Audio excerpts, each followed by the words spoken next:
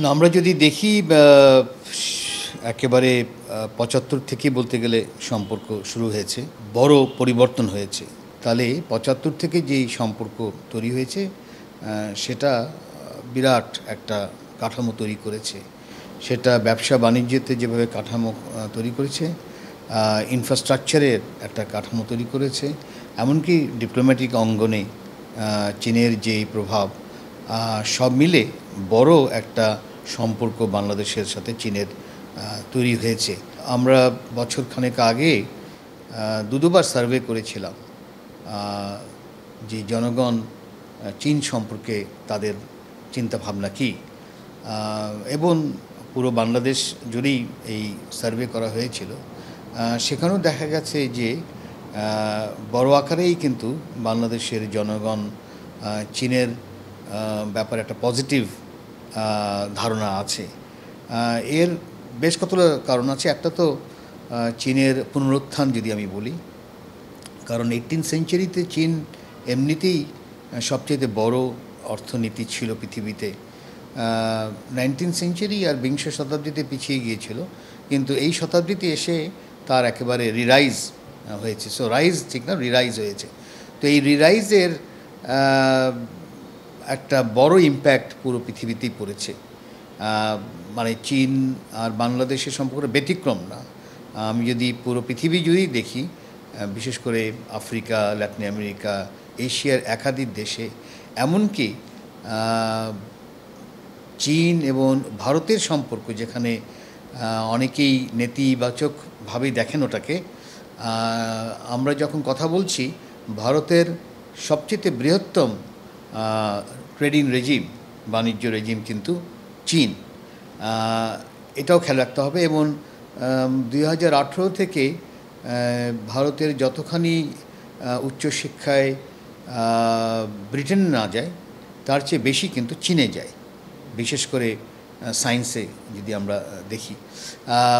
তাহলে বোঝা যাচ্ছে যে চীনের এই ইম্প্যাক্ট স্বাভাবিকভাবে, কারণ তার একটা বিশাল অর্থনীতি, অনেক হিসাবে সে অলরেডি প্রথমেই চলে গেছে, আবার অনেক হিসাবে হয়তো প্রথম বলি বা দ্বিতীয় বলি, কোনো সন্দেহ নেই তার একটা বিরাট কাঠামো সে তৈরি করেছে। তো এই কাঠামোরই একটা ইম্প্যাক্ট দক্ষিণ এশিয়াতে পড়েছে, এবং আমি মনে করি বাংলাদেশেও পড়েছে। তো সেই হিসাবে সম্পর্ক একটা মানে বড় ধরনের একটা সম্পর্ক বাংলাদেশের সাথে আছে।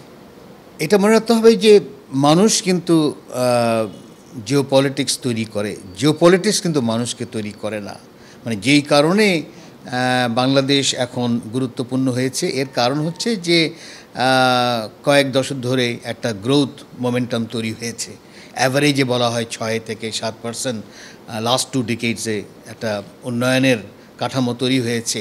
অন্য কথায় মধু একটা তৈরি হয়েছে। তো এখন মধু, ওই নাজিম হিকমতের টার্কিশ কবি বলেছিলেন যে আমার ভাণ্ডারে যদি মধু থাকে, তাহলে 3 বাক্তু থেকেও ভ্রমর আসবে। তো এখন কথা হচ্ছে যে এই মধুটা যত বেশি বাড়বে, তত বেশি তার বাংলাদেশের গুরুত্বটা বাড়বে। যদি মধু কমে যায়, একেবারেই যদি শেষ হয়ে যায়, তাহলে তো বলতে গেলে আকর্ষণটাও কমে যাবে।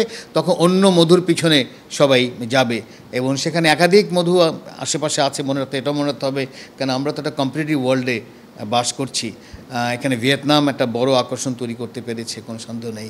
সিঙ্গাপুর তো আগে থেকেই ছিল, থাইল্যান্ডও বড় করে, এমনকি মালয়েশিয়াও বড় আকারে কিন্তু ওই মধুর কাঠামোটা কিন্তু অনেক বাড়াতে পেরেছে। এখন সেখানে আমার লড়াই কিন্তু সাংঘাতিক। এখন আমরা যদি সারাক্ষণ নিজেদের এই ঝামেলার মধ্যে থাকি এবং ইনস্টেবিলিটি যদি থাকে, তাহলে তো যারা ইনভেস্টমেন্ট করতে চায় বড় ধরনের, তারা উৎসাহী থাকবে না। তো আমাদের গুরুত্ব তখনই বাড়বে যখন আমরা মধু বা স্টেবিলিটি রাখতে পারবো।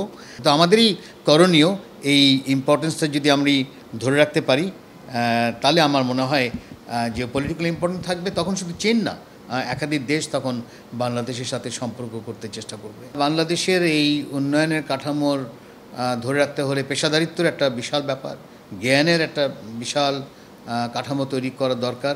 তো সব মিলে নিজের দিকে যদি আমি তাকাতে পারি, তাহলে আমার মনে হয় যে অন্যরাও তখন গুরুত্বটা দিবে। মনে রাখতে হবে যে চীনের বড় আকারেই যেই খাতে ইনভেস্টমেন্ট সেটা মূলত ইনফ্রাস্ট্রাকচার, এবং এটাও খেয়াল রাখতে হবে যে ইনফ্রাস্ট্রাকচারে কিন্তু প্রচুর মানুষ কাজ পেয়ে যায়। যেটাই হোক, আমি যদি একটা ব্রিজের কথা বলি, শুধু তো ব্রিজ হয় না, সেখানে ইঞ্জিনিয়ার থেকে শুরু করে যে মাটি কাটে থেকে শুরু করে মানে বিভিন্ন একটা চা দোকান হয়ে যায় না, একটা বড় একটা কাঠামো তৈরি হয়ে যায়। এখন যেটা আমার মনে হয় চীনের দিক থেকে চিন্তা ভাবনা করা দরকার, সেগুলো কতগুলো সেক্টর আছে যেগুলো আমার মনে হয় খুব প্রয়োজন, এবং সেখানে চীনের ইনভেস্টমেন্ট বা চীনের সাথে সম্পর্ক তৈরি করা। একটা হলো হেলথ সেক্টর। হেলথে যেহেতু চীন বড় আকারেই তার কাঠামো পরিবর্তন করেছে, এবং সেখানে বড় ধরনের যাকে বলা হয় ইনোভেশন আছে, গবেষণা আছে, আমরা সেটা কোভিড-19 সময়ও দেখেছি। সেই জায়গায় আমার মনে হয় বড় একটা ইনভেস্টমেন্ট দরকার এবং সম্পর্ক করা দরকার চীনের সাথে। এর একটা কারণ হচ্ছে যে আমাদের হেলথ সেক্টর বলতে গেলে অন্য দেশের উপর নির্ভরশীল। আমাদের প্রচুর মানুষ হয় প্রতিবেশী দেশে চলে যায়, নাহলে ব্যাংককে চলে যায় ইত্যাদি, না, বা সিঙ্গাপুরে যায়। এখন একটা সময় এসেছে আমার মনে হয় যে চীনের সাথে যদি বড় আকারেই একটা হেলথ সেক্টর, এবং সেটা পাইলট প্রজেক্ট দিয়েও শুরু করা যেতে পারে। 10টা হাসপাতালকে নিয়ে যেখানে গবেষণাও হবে, আবার ওই হাসপাতালে একেবারে লেটেস্ট যে টেকনোলজি সেটার সাথে চীনের 10টা হাসপাতালের সম্পর্ক তৈরি করা। আর যেহেতু টেকনোলজিরও বড় উন্নয়ন হয়েছে, এখন সেদিনকে দেখলাম যে এমন টেকনোলজি যে ইটালি থেকে একজন চাইনিজ ডাক্তার সে অপারেশন করছে, তো একেবারে রীতিমতো মানে বিশাল এটা মানে পরিবর্তন এসে গেছে। তো সেই জায়গায় যদি আমরা একটু অ্যাটেনশন দেই, আমি মনে করি হেলথ সেক্টরের একটা বিশাল ব্যাপার। ঠিক একইভাবে এডুকেশন, বিশেষ করে প্রাইমারি এডুকেশন, আমি টারশারি এডুকেশন অতখানি মনে করি না কী বলে পরিবর্তন করা যায়, প্রচুর সময় লাগে। কিন্তু প্রাইমারি এডুকেশন আজকে যদি চীনের প্রাইমারি স্কুলের সাথে যদি বাংলাদেশের প্রাইমারি স্কুলে যদি কানেকশন করা যায়, আর যেহেতু টেকনোলজি অলরেডি আছে এবং এমন টেকনোলজি তৈরি হয়েছে যে ছেলেমেয়েরা একসাথে ছবি আঁকতে পারে ওই প্ল্যাটফর্মে, হ্যাঁ, সেরকম যদি একটা কাঠামো তৈরি করা যায় যেখানে প্রাইমারি এডুকেশন, এবং এটা যদি ঢাকার বাইরের স্কুলের সাথে যদি করা যায়, তাহলে ওই ছাত্ররা যখন প্রাইমারি থেকে সেকেন্ডারি যাবে, সেকেন্ডারি যখন টারশারিতে যাবে, তখন বড় একটা পরিবর্তন হয়ে যাবে। তো আমি মনে করি সবসময় আমরা যেটা ভুল করি, আমরা উপর থেকে ইনভেস্টমেন্ট করি, কানেকশন করি ওই বেজিং ইউনিভার্সিটিতে, ওটাও খারাপ না, কিন্তু ওটা দিয়ে খুব একটা পরিবর্তন করা যায় না। একেবারে গোড়া থেকে যদি প্রাইমারি স্কুল থেকে যদি করা দেয়, এবং বেশ কিছু ইউটিউবেও দেখা যায় যে চীনের কিছু স্কুলের তারা কিভাবে গ্রুপ প্লে করে, তারা একসাথে রান্না কিভাবে করে, একেবারে শিশুরা, সেই কাঠামোর সাথে যদি আমাদের প্রাইমারি স্কুল শিশুদের যদি একটা সম্পর্ক করা যায়, তাহলে আমি মনে করি বড় ধরনের পরিবর্তন হওয়া সম্ভব শিক্ষা ক্ষেত্রে। তো হেলথ, এডুকেশন, মিডিয়া হলো আর একটা ব্যাপার, ডকুমেন্টারির ব্যাপার, তাদের ছবির একটা বিরাট পরিবর্তন হয়ে গেছে ইত্যাদি, সেটা একটা এরিয়া, মানে নতুন কতগুলো এরিয়া আমার মনে হয় বাছাই করা দরকার। শেষ একেবারে লাস্ট মনে হতো আমি যত কিছুই সম্পর্ক করি না কেন সরকারের মধ্যে, সেটা যদি জনগণের মধ্যে যদি একটা লিঙ্ক না করতে পারি, তাহলে কিন্তু ওটা টেকসই হয় না।